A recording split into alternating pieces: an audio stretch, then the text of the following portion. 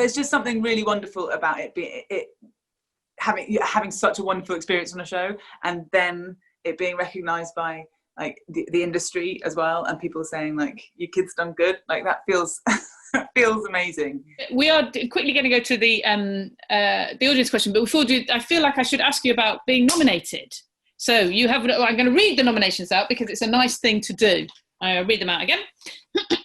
For the BAFTA TV Awards, we have female performance in a comedy. That is you, Phoebe, and also you, Sian.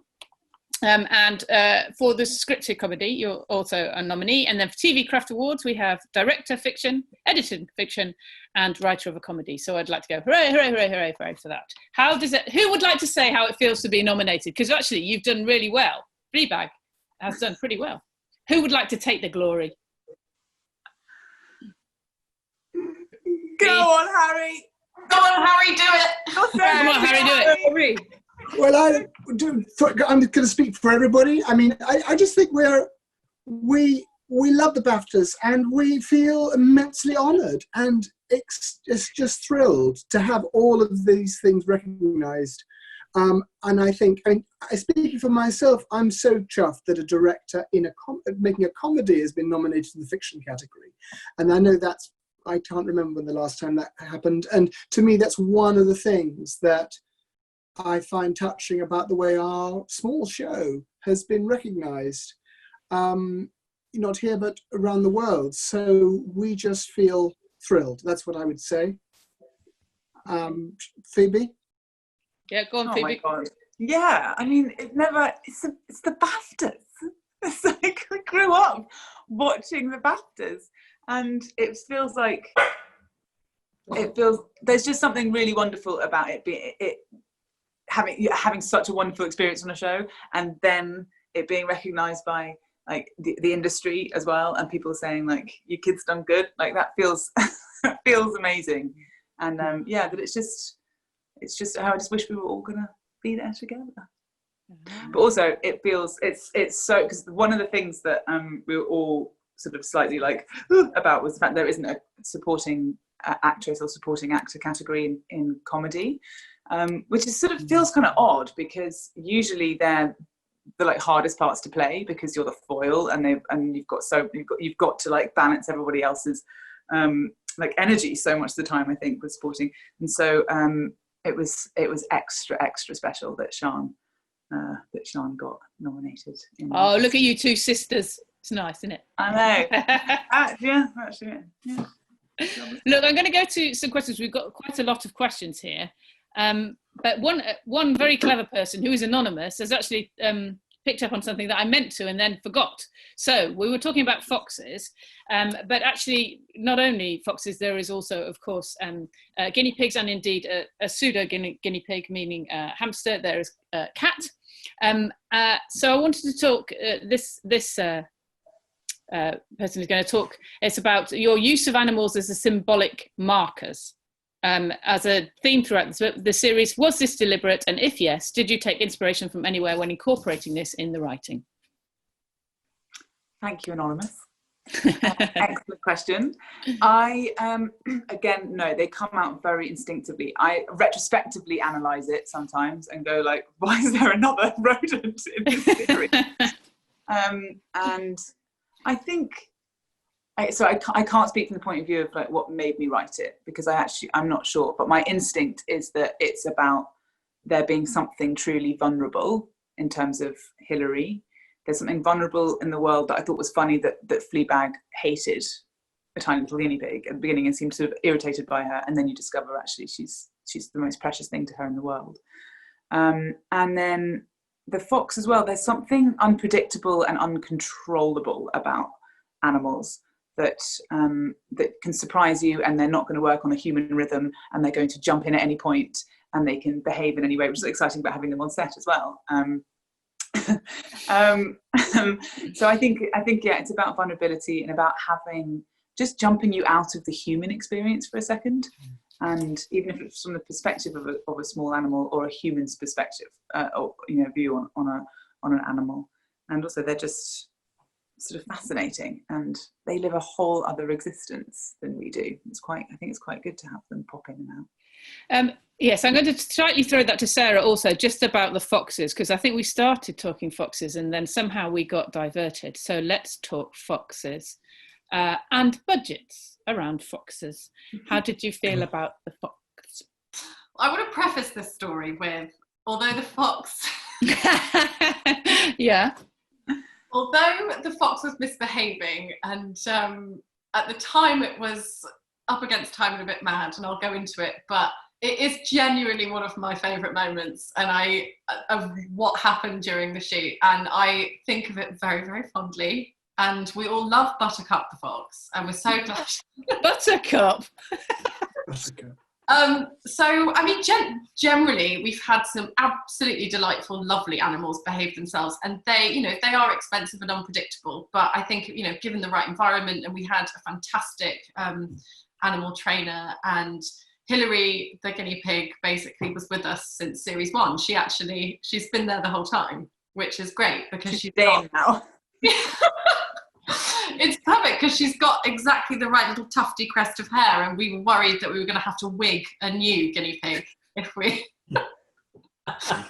recast them. But fortunately, Hilary was still with us.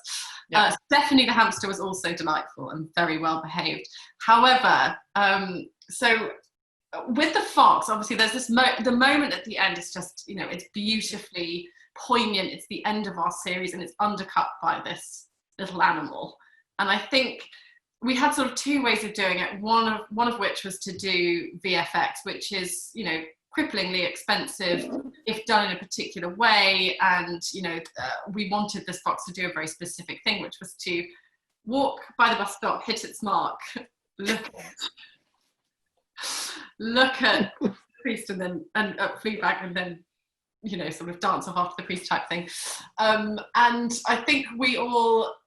VFX was the right way to do it, and is what we did in the end. And we were really lucky that we had such a wonderful post house that actually found us just the right sort of stock footage fox that did it. And actually a lot of people have asked me since, how did you get the fox to do that? Which is obviously, it's fake and it's VFX. But we did try with the real fox first, because that was a slightly more sort of in budget option. And it was towards the end of an evening, because we needed the road that we were shooting on to be really, really quiet for the fox. And this fox had travelled all the way down from Oxford.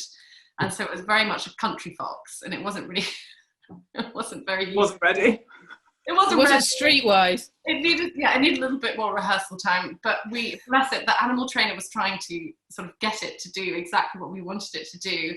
And Buttercup was very shy and didn't want to come out of her box. And we were getting to about, it had to be 10 minutes until we wrapped. We were already into overtime. And I remember the focus puller turned around to me and said, "I've worked with this fox before. It's never coming out of that box." And so bless the animal handler. I think it got to the point when she was playing Magic FM to the fox to sort of soothe it into... Coldplay. Yeah, it was Coldplay. And then was it Dido's "I Will Go Down with the Ship" at one point.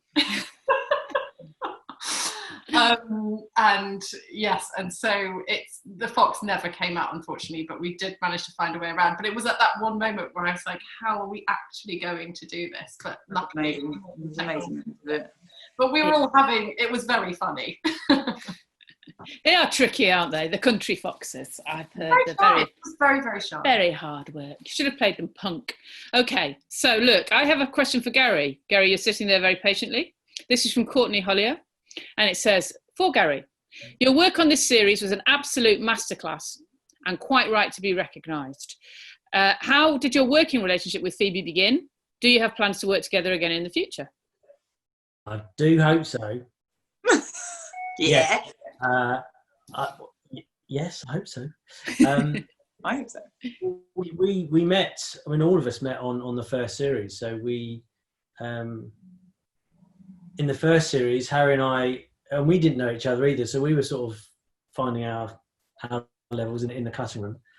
We would do Harry's cut, and then Phoebe would come in, and then we'd work together. So it just sort of happened. I think every now and again, you're lucky enough to meet people, and there's a connection there, and a little what I call maybe like an alchemy that was going on, and it all just seemed to fit really. And I think moving on into the second series, we could, because I'm quite opinionated, and it's quite nice to get to a stage where you can be opinionated without upsetting the director. I am noticing that everybody's laughing when you said I'm quite opinionated.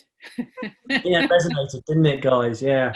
But it's quite nice. It comes from a passion for the work, and so you sometimes you can get sort of carried away with your involvement, but it's just a reflection of how much you care about it, really.